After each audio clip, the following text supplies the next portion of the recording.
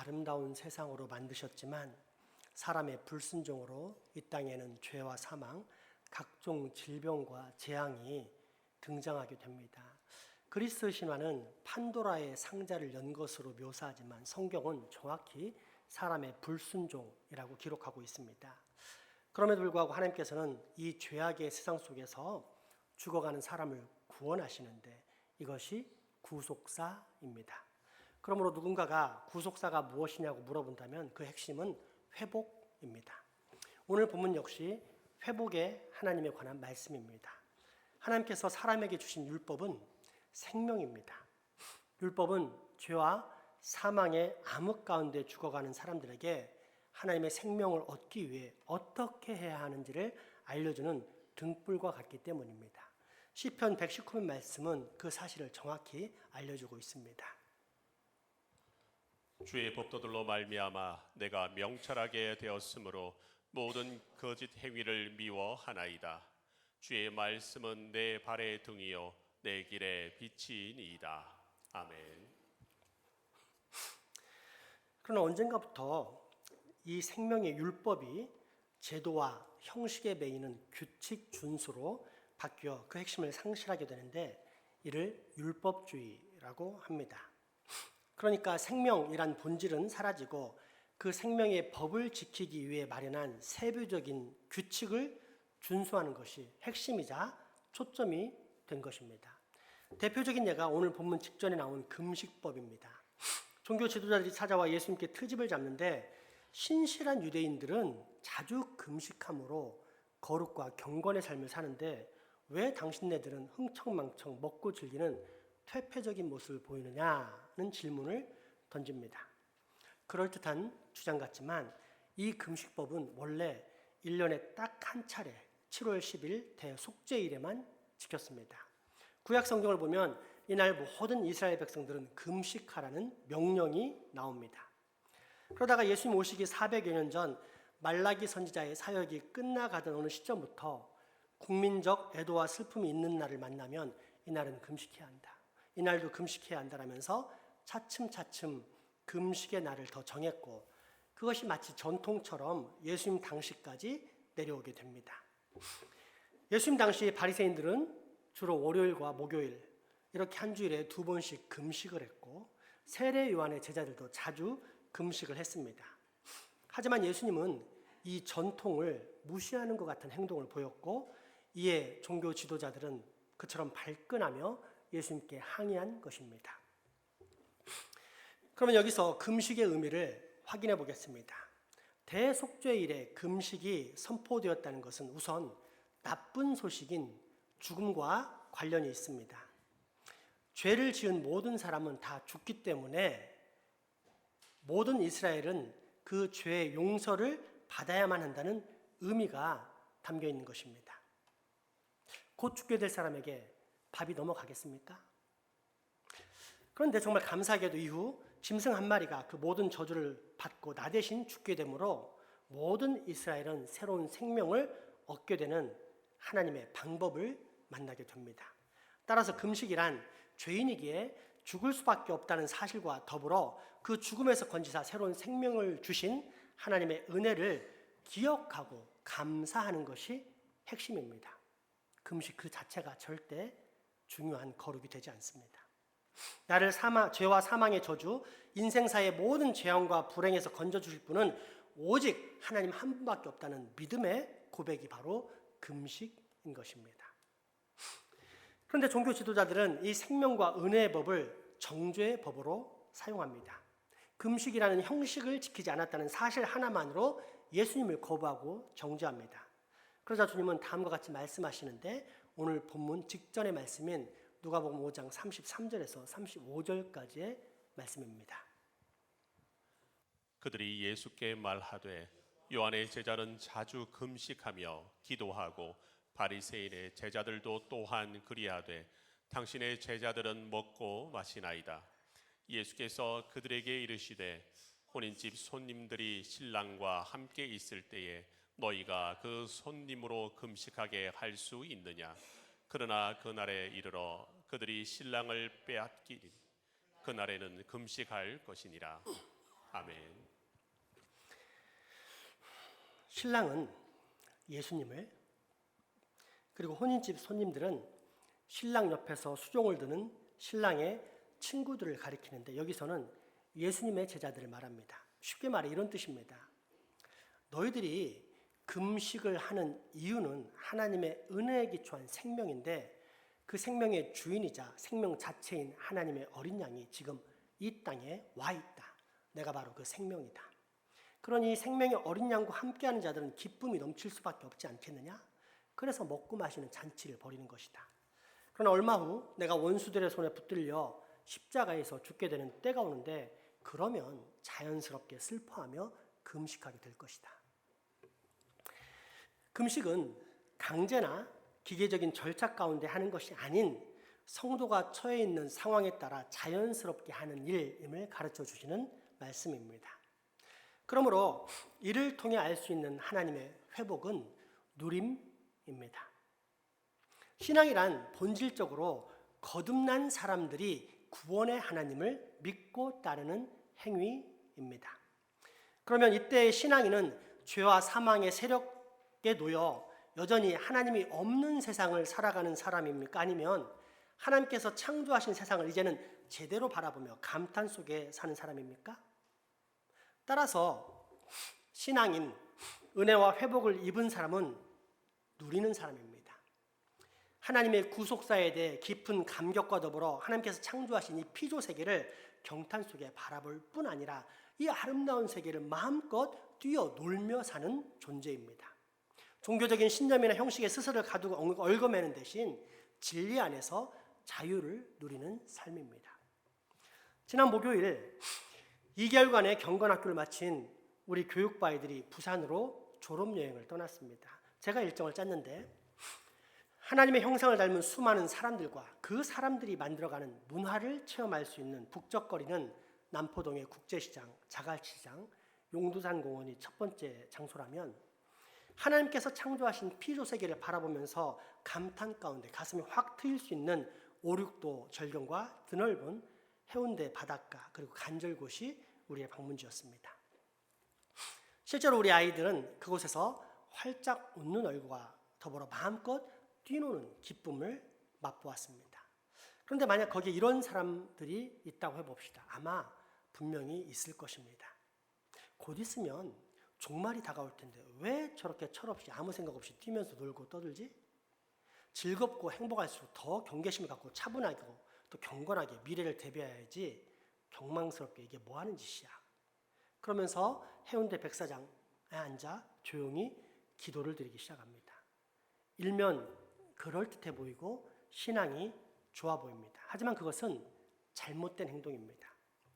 종말과 심판의 비참함은 믿지 않는 사람들에게 해당될 뿐, 구원받은 성도에게 종말이란 하나님의 영광을 보는 날이요, 그 영광의 나라에 영원히 입성하게 되는 가장 큰 행복의 날이기 때문입니다. 따라서 진짜 성도는 늘 현재의 삶을 즐깁니다. 이미 구원이 확정된 인생, 그러므로 하나님을 경외하면서 보너스로 살게 된 이 인생을 마음껏 누리며 살아가는 것이 천국 시민권자의 특징입니다. 물론 이때의 누림이란 죄악된 세상이 말하는 정욕과 쾌락의 누림이 아닌 천하 만물의 주인이신 하나님의 뜻이 저 하늘에서 이루어진 것처럼 이 땅에서도 이루어지길 바라면서 살아가는 아름답고 거룩한 누림입니다. 그리고 이 누림 가운데는 반드시 피조 세계에 대한 감탄과 기쁨이 있습니다. 너무도 놀라운 하나님의 솜씨, 그 누구도 만들 수 없는 이 아름다운 명작을 볼 수 있는 눈을 드디어 가지게 되었기 때문입니다. 따라서 구원받은 사람은 창조의 세계를 누리게 됩니다. 그런데 이런 누림 대신 오랫동안 몸에 배어온 익숙함과 선호됨, 술, 담배 금지, 각종 집회에 꾸준한 참석 등과 같은 종교적 행위와 규칙에 갇혀 그렇게 살지 못한 다른 사람을 신실하지 못하다고 정죄한다? 그가 바로 예수님을 정죄했던 현대의 서기관과 바리새인들입니다.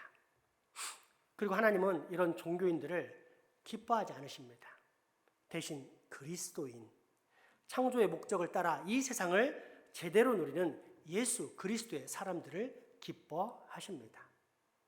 우리가 믿는 하나님은 천지 만물을 창조하셨을 뿐 아니라 다시 한번 그 세상을 마음껏 누릴 수 있도록 우리를 구원하신 회복의 하나님이시기 때문입니다. 다시 한번 누가복음 5장 33절에서 35절 말씀을 봉독하겠습니다. 그들이 예수께 말하되 요한의 제자는 자주 금식하며 기도하고 바리새인의 제자들도 또한 그리하되 당신의 제자들은 먹고 마시나이다. 예수께서 그들에게 이르시되 혼인집 손님들이 신랑과 함께 있을 때에 너희가 그 손님으로 금식하게 할 수 있느냐? 그러나 그날에 이르러 그들이 신랑을 빼앗기리니 그날에는 금식할 것이니라. 아멘. 둘째, 하나님께서 우리에게 주시는 회복은 방향전환, 즉 생명으로의 돌이킴입니다. 성경은 은혜로 구원받은 우리가 하나님을 경외할 것을 끊임없이 강조합니다만 쉽지가 않습니다.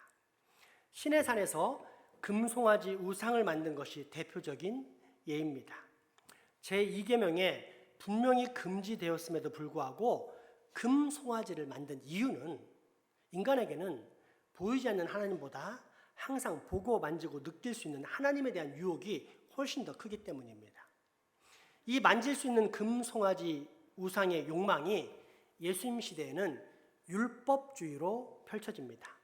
금식하고 손을 씻고 안식일에 외출하지 않고 몇 보 이상 걷지 않고 하는 일 등 내가 분명히 확인할 수 있는 종교적 규칙을 지키는 일은 금방 성취감을 일으켜 내가 하나님을 잘 믿는다는 안도감을 주기 때문입니다.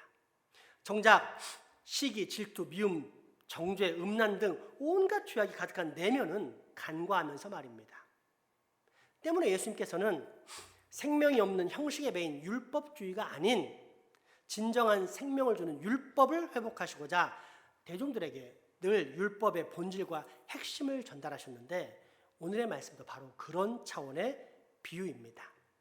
세상 사람들로 생활 속에서 흔히 사용하는 말, 심지어 술자리에서 심심치 않게 안주거리처럼 사용하는 말인 새 포도주는 새 가죽 부대라는 문장이 출발하게 된 본문입니다. 누가복음 5장 36절에서 38절 말씀입니다. 또 비유하여 이르시되 새 옷에서 한 조각을 찢어 낡은 옷에 붙이는 자가 없나니 만일 그렇게 하면 새 옷을 찢을 뿐이요 또 새 옷에서 찢은 조각이 낡은 것에 어울리지 아니하리라. 새 포도주를 낡은 가죽 부대에 넣는 자가 없나니 만일 그렇게 하면 새 포도주가 부대를 터뜨려 포도주가 쏟아지고 부대도 못 쓰게 되리라. 새 포도주는 새 부대에 넣어야 할 것이니라. 아멘. 이 말씀의 배경을 알기 위해 부득불 포도주의 제조 작업을 개관할 필요가 있습니다. 이스라엘에서는 대략 이르면 6월부터 해서 늦게 9월까지 포도를 땁니다. 이렇게 딴 포도를 포도즙 틀에다 수북히 쌓아놓으면 잘 익은 포도들은 그 쌓여진 포도의 무게 때문에 저절로 즙이 나오게 되는데 이를 상등품 포도라 해서 딴 그릇에 먼저 받아놓습니다. 이후 발로 밟아서 즙을 내는데 이때 처음 약하게 밟을 때 나오는 것과 많이 세게 밟아서 나오는 것을 구별하여 받아놓습니다. 그리고 나머지 찌꺼기에다가는 큰 돌을 가져다가 밤새 눌러놓으면 또 포도즙이 흘러내리는데 이것도 따로 받아놓습니다. 이렇게 극상품, 상품, 중품, 하품의 포도주가 탄생합니다. 그런데 무더운 이스라엘의 기후에서 포도주를 짤 때 늘 일어나는 일을 살펴보자면 오전 중에 받은 즙이 오후부터는 이미 발효되기 시작한다는 것입니다.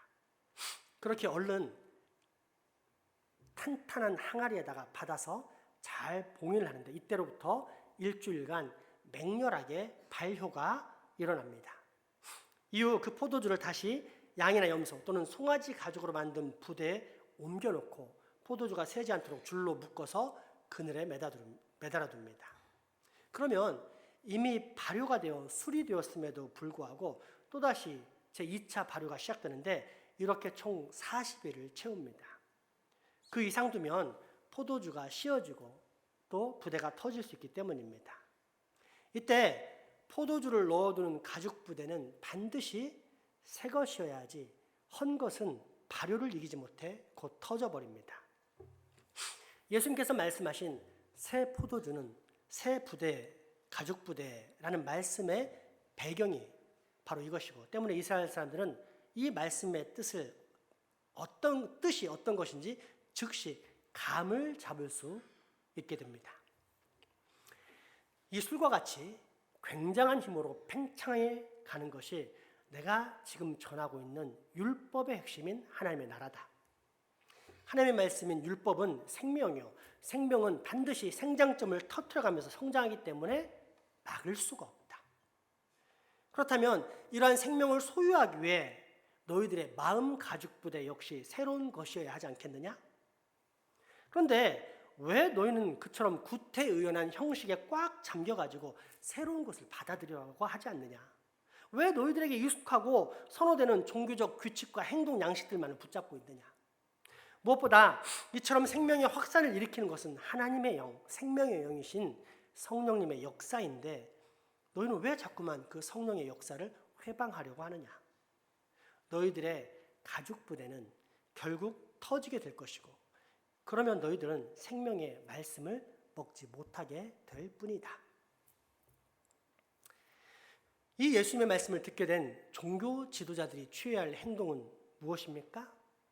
회개, 방향 전환, 생명오래 돌이킴, 즉 말씀의 본질과 핵심을 회복하는 일. 더 정확히는 보이지 않지만 분명히 존재할 뿐 아니라 지금 이곳 내 삶 한가운데서 거주하면서 살아 역사하시는 성령님의 능력을 신뢰하는 일입니다. 우리 그리스도인들이 말하는 진짜 생명은 바로 여기에서 출발하는 것입니다. 며칠 전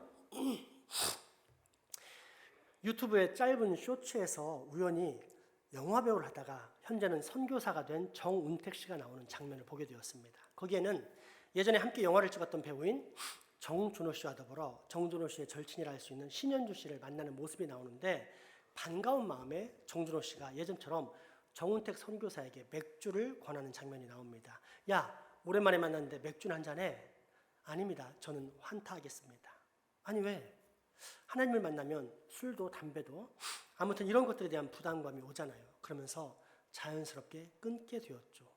야, 그게 하루아침에 끊어지대요? 예, 되더라고요. 야, 그러면 진작에 끊지 그랬어 이 자식아 하고 웃으면서 끝나는 장면입니다. 제가 하나님이 아닌 이상 그 배우의 내면을 볼 수 없기에 그 사람의 회심에 대해서 뭐라고 자신 있게 또 확신 있게 말씀드리기는 어렵습니다. 그러나 이러한 외형적인 현상의 변화가 일반적인 상황에서는 쉽게 일어날 수 없는 실제 사실이라는 가정하에서 말씀드린다면 이것이 바로 성령님의 역사입니다. 사람이 아무리 발버둥치고 노력해도 되지 않는 죄악의 습관도 성령님께서 만지시면 단번에 해결할 수 있는 것, 이것이 바로 성령님의 역사입니다. 따라서 만약 우리가 신앙생활, 즉 생명이 풍성한 믿음의 생활을 하기 원한다면 정답은 단 하나, 거룩하신 하나님의 영, 예수 그리스도의 영, 성령님을 늘 초대할 뿐 아니라 의존하는 생활입니다. 사람으로는 할 수 없는 것을 성령님은 하시기 때문입니다. 그러나 바리새인과 서기관들은 오직 자신들의 결단과 의지만을 신뢰했습니다. 헌 가죽 부대에 하나님의 새로운 법, 그러나 실상은 구약시대와 동일한 생명의 법, 그 생명을 회복시키는 성령님의 역사를 자기들의 틀 안에 가둬놓으려 했던 것입니다. 그러니 과연 그 낡은 마음의 가죽 부대가 온전할 수 있었겠습니까? 넘쳐나는 생명의 활기를 감당 못해 터질 뿐이었습니다. 그런데 이보다 훨씬 더 근원적이고 심각한 문제가 있습니다. 이처럼 아무리 생명을 회복시키는 율법, 하나님의 말씀 그 자체가 생생하게 내 곁에서 내 귀와 마음에 들려와도 이미 마음문, 마음의 가죽부대가 담긴 사람은 더 이상 그런 것을 허용하지 않으려 한다는 무서운 선고입니다. 39절이 바로 그 말씀인데, 묵은 포도주를 마신 자는 결코 새 것을 원하지 않는다면서 그 이유는 묵은 것이 훨씬 더 좋기 때문이다 라고 말한다는 사실입니다. 여러분, 질문 하나 드리겠습니다. 묵은 포도주가 더 맛있습니까? 새 포도주가 더 맛있습니까? 네? 정답은 각자의 입맛대로입니다. 진하게 발효되어 알딸딸한 알코올의 깊이를 즐기는 사람은 오래된 포도주가 더 좋습니다. 하지만 알코올을 그렇게 좋아하지 않는 사람은 상큼하면서도 신선한 맛을 즐깁니다. 문제는 오래된 포도주를 좋아하는 사람이 훨씬 더 많다는 것이지요. 그런데 이미 오래된 포도주를 이렇게 좋다라고 결정한 사람은 새 포도주가 좋다는 생각이 이미 머리에서 삭제된 상태라는 뜻입니다. 이는 자신이 익숙하고 선호하는 종교 생활을 신앙생활의 가장 좋은 것으로 결정한다는 바리새인들과 서기관들, 더 나아가서는 전통주의와 획일주의에 사로잡힌 고집불통의 현대 교인들, 특별히 오래된 교인들의 신앙생활을 지적하고 있는 말씀입니다. 성경에는 하나님보다 자기 자신의 생각이 더 위에 있는 사람, 사실상 구원의 희망이 없는 사람, 평생 교회 다녔지만 예수님을 왕으로 모시지 못한 교회 안의 불신자들을 말합니다. 얼마나 불쌍합니까? 참으로 불쌍한, 정말 불쌍한, 차라리 교회 안 나왔으면 더 나았을 뻔한 가룟 유다와 같은 사람들입니다. 희망이 없습니다. 그럼에도 불구하고 예수님께서는 그런 완고한 죄인들에게도 여전히 이 말씀을 전하십니다. 왜요? 그 중에도 이 말씀을 듣고 깨달아 돌이킬 백성이 있기 때문입니다. 니고데모와 아리마대 요셉 같은 바리새인들 말입니다. 그렇습니다. 우리가 믿는 하나님은 상한 갈대도 꺾지 않으시고 꺼져가는 등불도 끄지 않으실 뿐 아니라 죽어있는 영혼의 생명도 끝까지 인내하시며 구원하시는 회복의 하나님이시기 때문입니다. 옛날 어떤 도시에 사는 사람들이 도심 한가운데 광장에 멋있는 분수대를 만들기 위해 유명한 건축가와 조각가를 고용하게 됩니다. 훌륭한 설교도에 따라 각종 멋진 동상들이 만들어졌는데 바다 요정이 받쳐든 화병과 공룡의 뿔에서 뿜어져 나오는 조각상 등 분수가 터지기만 하면 화려하게 빛날 모든 준비가 완벽하게 이루어집니다. 그리고 드디어 제막 신호와 함께 분수가 터져나오기 시작하는데 이게 웬일입니까? 소량의 물이 잠시 찔끔 나오는가 싶더니 더 이상 물이 나오지 않는 것입니다. 유능한 줄 알았는데 무능한 그리고 서툰 건축가가 분수대보다 낮은 곳에 물통을 놓는 바람에 생긴 결과였습니다. 이 문제를 해결하기 위해 유능한 건축가를 초대하게 되는데 거의 모든 구조를 그대로 유지한 채 길다란 파이프 단 몇십 개만으로 이 문제를 해결합니다. 분수대보다 낮은 물탱크 입구에 파이프를 연결한 후 반대쪽 파이프를 마을 위쪽 저 산 위에 있는 광대한 호수에 연결시킨 것입니다. 이윽고 제막 신호를 보내자 수정같이 맑은 물이 높이 솟아올라 공중에서 흩어져 온 광장을 흠뻑 적시게 됩니다. 이에 마을 사람들은 환상의 물줄기 속에서 기쁨의 탄성을 지르며 도시의 축제를 마음껏 즐기게 됩니다. 여러분, 우리의 결심이나 실천이 아무리 좋아도 충분히 오래가지 못한다는 사실을 분명히 알아야 합니다. 우리의 한계는 너무도 명확하기 때문입니다. 이 세상의 일을 감당함에도 이렇게 한계가 분명할진데 하나님 나라에 들어가는 일과 거룩하신 하나님의 백성으로 살아가는 일에 있어서 우리의 한계는 얼마나 더 극명할까요?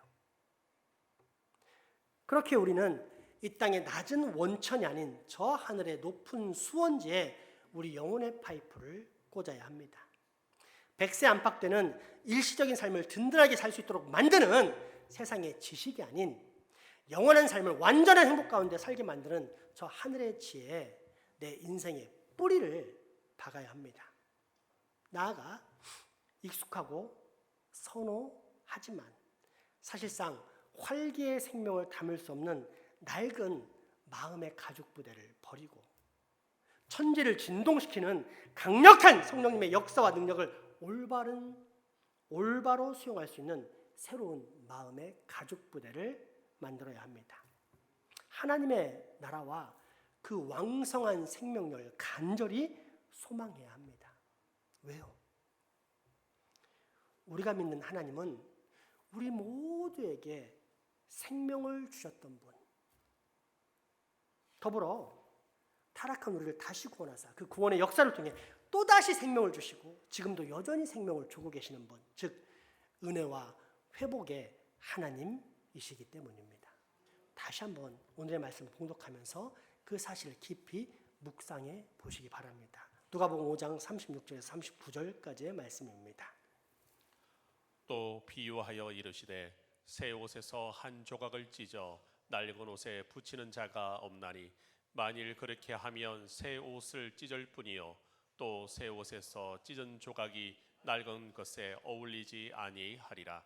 새 포도주를 낡은 가죽 부대에 넣는 자가 없나니 만일 그렇게 하면 새 포도주가 부대를 터뜨려 포도주가 쏟아지고 부대도 못 쓰게 되리라. 새 포도주는 새 부대에 넣어야 할 것이니라. 묵은 포도주를 마시고 새 것을 원하는 자가 없나니 이는 묵은 것이 좋다 함이니라. 아멘. 생명과 회복의